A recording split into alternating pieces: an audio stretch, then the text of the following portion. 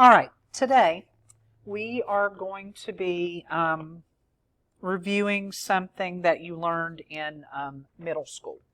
So we are going to start working today on solving two-step inequalities.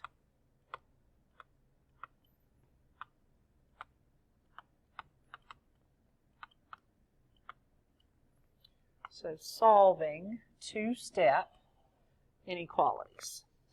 Now when you see that, realize that we have solved two-step equations. So there are going to be some similarities there between two-step equations and two-step inequalities. Now, first thing I want us to do is to remember what an inequality is. When a problem is an inequality, then these are the symbols that you will see in it. You will see less than, greater than, less than or equal to, or greater than or equal to. So those are our inequality symbols. Less than, greater than, less than or equal to, greater than or equal to. Equations, remember, had to have equal signs. So these are the symbols that we're going to see when we look at inequalities. Now, the first thing that I want to review with you and talk to you about for just a minute is actually graphing inequalities.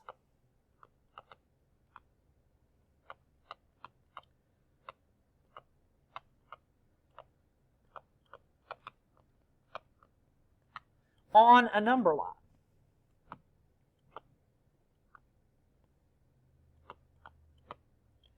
And this is something that you would have done in the past. So hopefully you'll remember seeing this. So let me give you this example. Let's say that I want to graph x is greater than or equal to 4. All right. So when I go to graph that on a number line, we know that 0 is kind of in the middle of our number line. And then we would find the number 4 over here to the right of that. Now, other than that, I'm not going to be too detailed about my number line. We know we've got 1, 2, and 3 in here, and then 5, 6, 7, 8, and so on.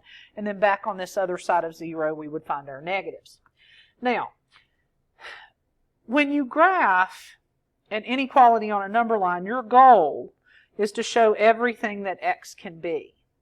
So you all may remember that when you graph an inequality on the number line, you have to choose between an open circle or a closed circle. So when I'm graphing x is greater than or equal to 4, I'm either going to put an open circle on the number 4 or I'm going to put a closed circle on the number 4. And it's all based on whether that equal to bar is there or not. So open circles are for less than or greater than. And closed circles are for less than or equal to or greater than or equal to. So in this case, I have x is greater than or equal to 4. So greater than or equal to will make me put a closed circle above that number 4. Now, what you'll remember then is that you either draw an arrow that points to the left of that 4, or you draw an arrow that points to the right of that 4, and it's all based on this symbol right here. This says that x needs to be greater than 4. X needs to be greater than 4. So numbers that are greater than 4 are to the right of 4. So I would draw an arrow to the right. So this graph that I've drawn right here shows all of the x's that are greater than or equal to 4. 4 is filled in because x can be equal to 4, and then all of these numbers to the right, 5 and 6 and 7 and 8 would be the numbers that were greater. So remember, you choose an open circle or a closed circle for your graph, and then you draw an arrow. And that arrow that we draw either points to the left or to the right. All right, Let's try another one. Let's try graphing x is less than a negative 3. All right, to graph x is less than a negative 3, I'm going to draw my number line. I'm going to put 0 in the middle, and then I know that negative 3 is to the left of that. So would my negative 3 get an open or a closed circle? Well, this is just less than. It's not underlined. So that tells me to put an open circle. Now, which way will I draw my arrow? Will I draw my arrow pointing to the left, or will I draw my arrow pointing to the right? Well, this says that x needs to be less than a negative 3. So if I want x to be less than a negative 3, then I need to go to the left. So here is what the graph for x is less than a negative 3 would look like.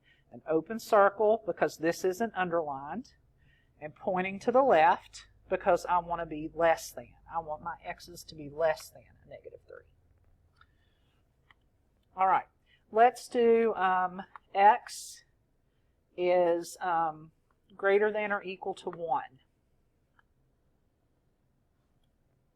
So on my number line, I'm going to put 0, and I'm going to put 1.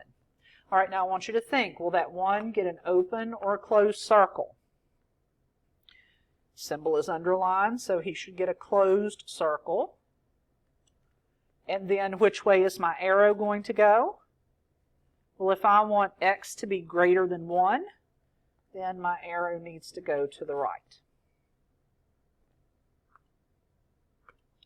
If I wanted you to graph x is less than or equal to a negative 3, I want 0 on there, and I want negative 3. So I'm thinking about this, and I'm thinking, does that negative 3 need an open or a closed circle? Well, my symbol is underlined, so he needs a closed circle. And then which way will my arrow go? Well, this says that x needs to be less than a negative 3, so my arrow would point to the left. Let's say we've got x is greater than 0. So on my number line, the only number I need is 0.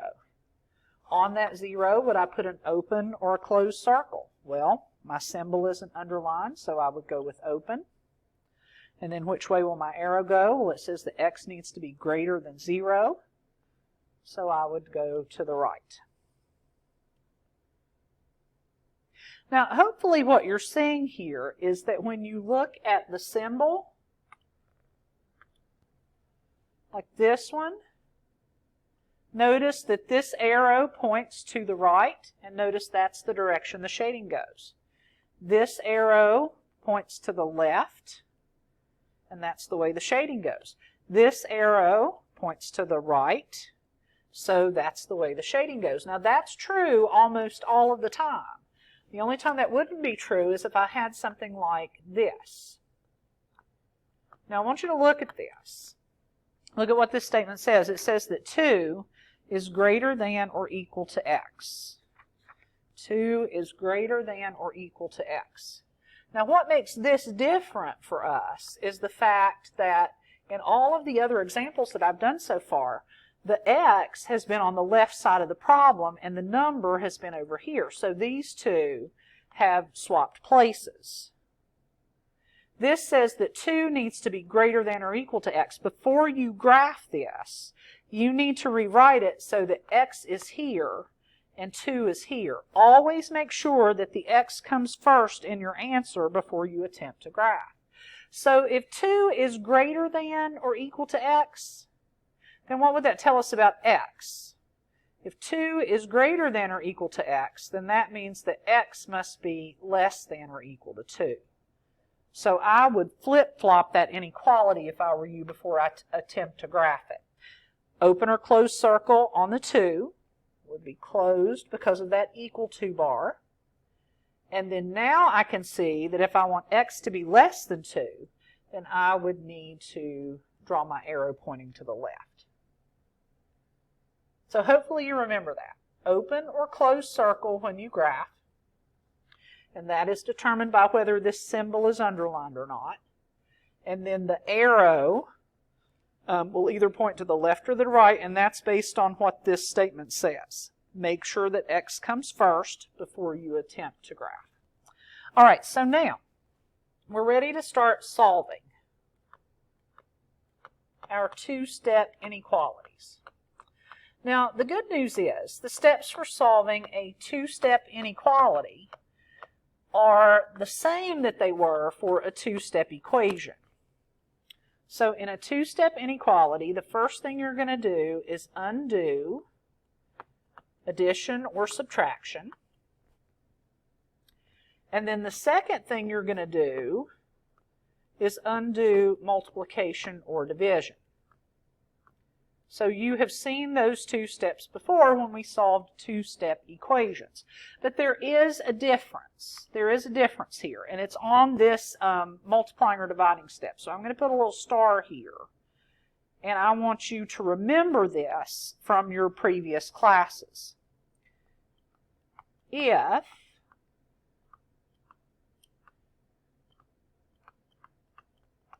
you multiply or divide both sides of your inequality by a negative number,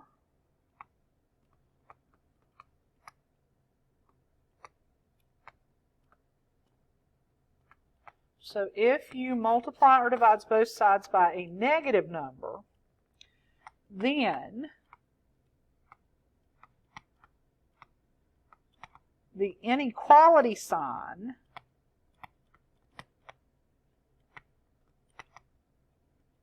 flips. So if you multiply or divide both sides by a negative number, then that inequality sign is going to flip. So when you do this step, when you undo the multiplying or dividing, I want you to always remember to ask yourself, is it a flipper? Is it a flipper? And the answer to that question will be yes if you have multiplied or divided on both sides by a negative number. All right, so let me show you some examples. All right, so we are going to solve first this problem.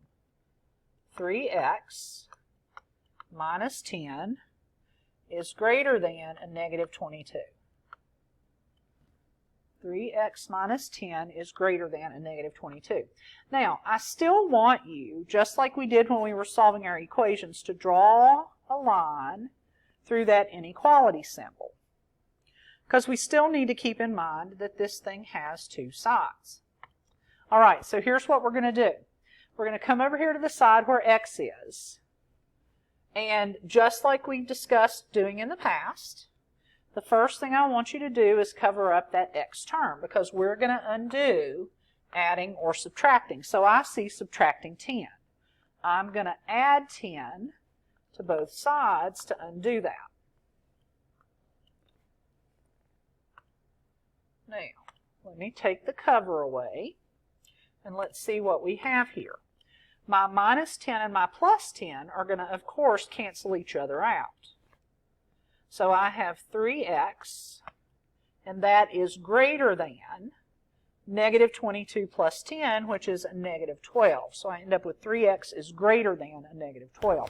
Now I want you to notice that this is just like solving an equation, but we have this greater than symbol there instead of an equal to. All right, now I'm going to take this 3x and I'm going to undo multiplying or dividing. So I know that 3x means that I'm multiplying by 3, so I'm going to do the opposite and divide each side by 3. Now here's where I want you to ask, is it a flipper? Is it a flipper? Now, we're going to answer that by looking at what we divided by. What did I divide by on both sides? Well, I know I divided on both sides by that positive 3, and that is a positive 3. So on this one, the answer would be no.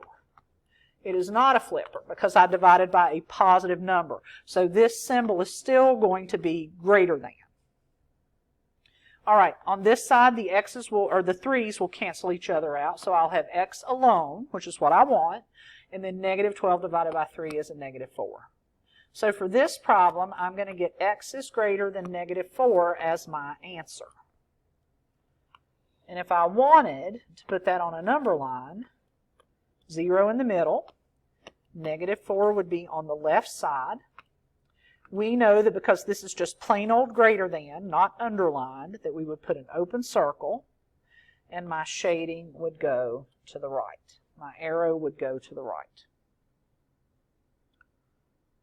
So I want you to notice that this is just like solving those basic little two-step equations, except for the flipper, except for that flipper part. All right, so now let's try this one. Let's try negative 5x plus 2 is less than or equal to 37. Now, to solve this, start by drawing your line through your inequality symbol. All right, 2 steps. First, cover up the variable and look for adding or subtracting. And what I see here is adding 2. So I'm going to undo that by subtracting 2. Adding 2, subtracting 2 are going to cancel each other out. So now, when I take my cover away, I have a negative 5x, and that's less than or equal to 37 minus 2, which is 35. Now I'm going to undo multiplying or dividing. Well, when I look at this side, I see that x is being multiplied by negative 5, so I know I can undo that by dividing by negative 5. So again here, this is the point where I would ask, is it a flipper? And I'm going to determine that by looking at what I divided by. I divided by a negative 5 on both sides. So I divided by a negative. So the answer this time is yes. So watch what's going to happen here. This symbol, less than or equal to, is going to flip over and become greater than or equal to. Your negative 5's will cancel each other out and leave the x alone. And then 35 divided by negative 5 is negative 7. So we get x is greater than or equal to a negative 7 as our solution. On my number line, on that negative 7, I would put a closed circle because it's greater than or equal to.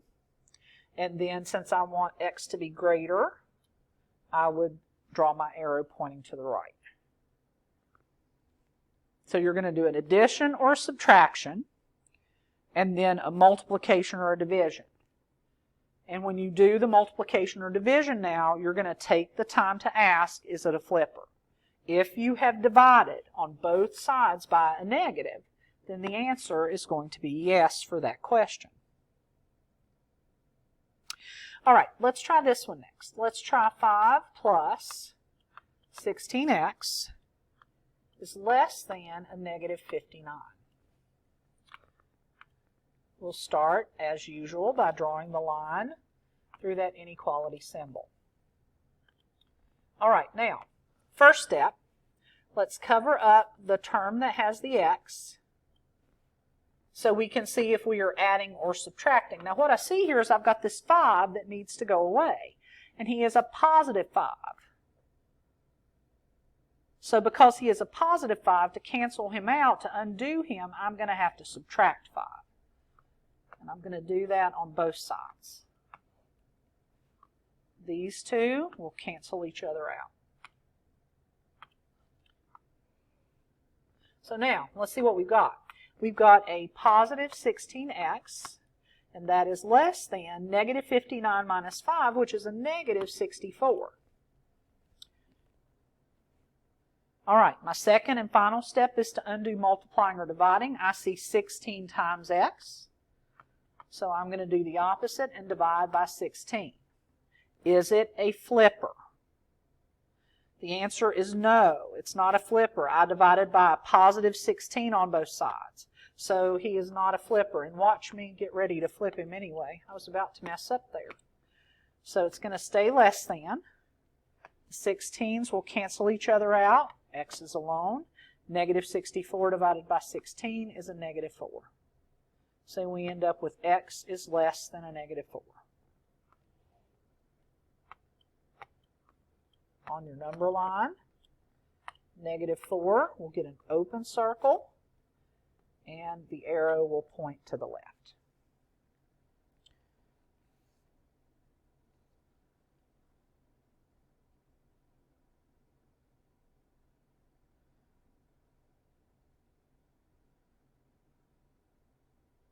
Okay, let's look at just a couple more examples. Just a couple more to be sure you've got this. Let's do a negative 5 minus 12x is greater than a negative 77. Negative 5 minus 12x is greater than a negative 77. Line through your inequality sign. Let's cover up the term that has the x, and we're going to undo adding or subtracting. Well, I see subtracting 5.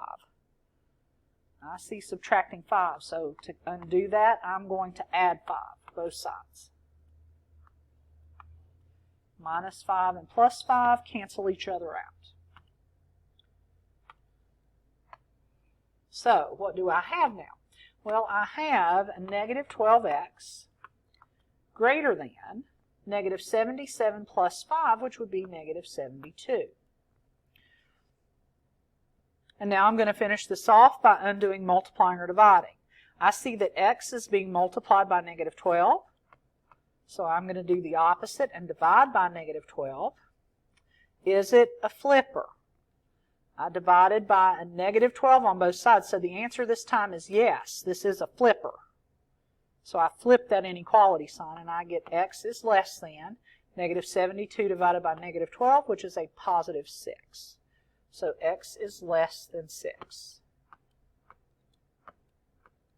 When I graph that, I'm going to put an open circle on that positive 6 and then draw my arrow pointing to the left. All right, one final example. On this last one, I want to do 13 minus x is greater than or equal to 33. Now, I want you to remember something in this problem. When you see 13 minus x, I want you to remember that in front of that x there's an invisible 1. And I'm going to go ahead and write that in there so that I can see it. All right, in my two-step problem, I begin by covering up the term that has x, and I'm going to undo addition or subtraction. Well, what I see right here is adding 13. And I know that that's adding 13 because it's positive. So I am going to subtract 13 on each side.